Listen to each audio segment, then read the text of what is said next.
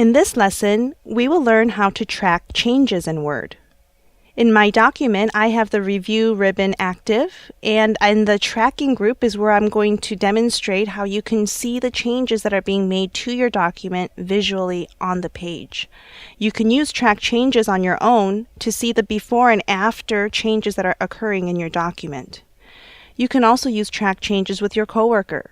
Perhaps you are going to email this document to someone else. They are going to track their changes, and when you receive the edited document, you can see those changes quickly, effectively, and then later on you can go to accepting and rejecting the changes. Let's go ahead and look at our options on tracking changes. On the review ribbon, I have nothing selected in the tracking group. By clicking the top portion of the Track Changes button, you can activate Word to start tracking all the changes that you make. Now, if you use the Track Changes often, it's nice to know that you can add the command to your status bar. For example, when you go down to the status bar and right-click, you can see that in the actual Track Changes option, it displays on. So if it's not very clear by looking at the ribbon if Track Changes is turned on, you can always come down here and look at it. If you select the option with a left click, it will select the command and display it on the actual ribbon. So now that I have it selected, I'm going to click away. Tells me Track Changes is turned on. If I click on it again, it's going to turn it off. I highly recommend you add this to your status bar if you are tracking changes and you want the flexibility of turning it on and off quickly.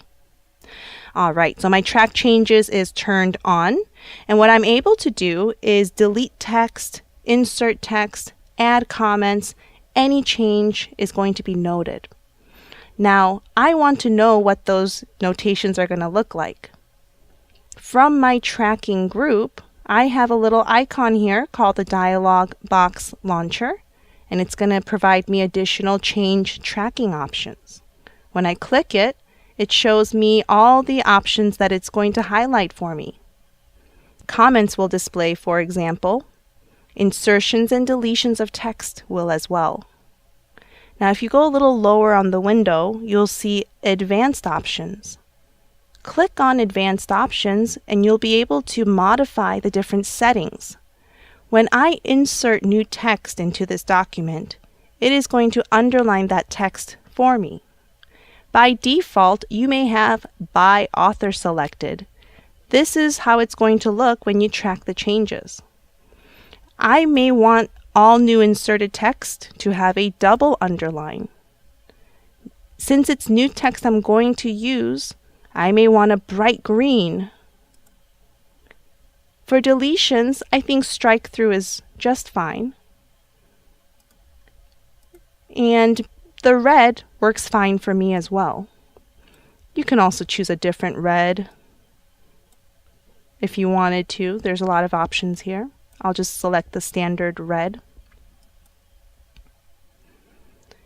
As you navigate further down the window, you will see other options such as moving text and other attributes that you can add to them. I'll go ahead and just stick with the bright green and the red for the insertions and the deletions. And for tracking moves, I will choose the default options, but the colors I'll change. Moved from will be violet. Moved to, I'll go ahead and keep that one violet as well. The difference would be the type of strike through or underline. I'm happy with my changes here. I'm going to click OK. One more OK in the Track Changes options. And now I'll go ahead and make some changes in my document. Over here I'm going to say, instead of for over 20 years, I'm going to delete that text. It goes ahead and provides a strike through in red.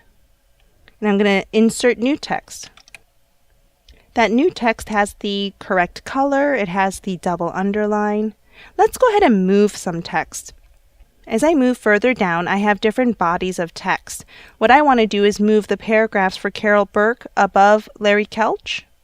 To do this, I'm actually going to navigate to the View ribbon, open up the navigation pane, and I'm going to move Carol by dragging her heading above Larry. Now that I've moved the text, you can see the moved from location here and the moved to location here. Same color of violet, but the strike through is in the deleted text. I could also add comments, so I'll go to another location. I'll insert a comment here. I can do that from the Review ribbon by choosing New Comment. And my comment is going to be, "This is supposed to be San Jose." And then I'll go ahead and click away. When you're done tracking changes, you can go now to the status bar if you added the command there and click it to turn it off. Or from the ribbon, you'll just go right back to track changes and disable it from here. If I make any other changes, for example, I'll scroll down a little bit further, and I'm going to make a change right here. I want to make these bullet points. So I'm going to select the text, and from my Home ribbon, I'll go ahead and apply my bullets. And even though I made a change, since Track Changes is turned off, this particular change will no longer be a part of my revisions. Now let's look at how we can track the different changes. I'm going to go ahead and close the navigation pane. That was very helpful earlier, but I do not need it. The revision pane is very helpful as well, but I want to show you how to open it if it doesn't display by default. So I'll go ahead and close that as well. Going through revisions is very simple. You'll just return to the Review ribbon, and from the Changes group, you can navigate the next and previous changes. I'm clicking Next to navigate them. Perhaps you want to preview them first. The Review pane I mentioned is in the Tracking group and may open for you by default. You can always toggle it from here, and it will display all the changes that you made as well.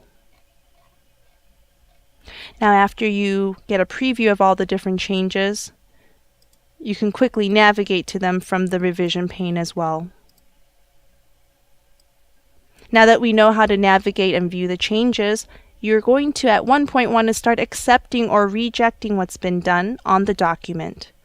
Back to the Review ribbon, back to the Changes group, click the downward arrow, and you'll see that the current change that you're at, you have the option to accept it and move to the next, or just accept this change and stay where you are. You can accept all changes in the document, or you can do that command and stop tracking altogether. I'm going to select Accept and move to Next, and you'll see that change happened right here. And I can keep clicking Accept and move to Next, or the top portion of the window. I could also choose Reject. Maybe she's not from San Jose. I'm going to say Reject and move to Next. When all changes have been tracked in your document, you will receive a window confirming. You can click OK to close the window. And that's how you can use the tracking options in your track changes. And this completes our lesson on how to create, manage, and track changes in Word.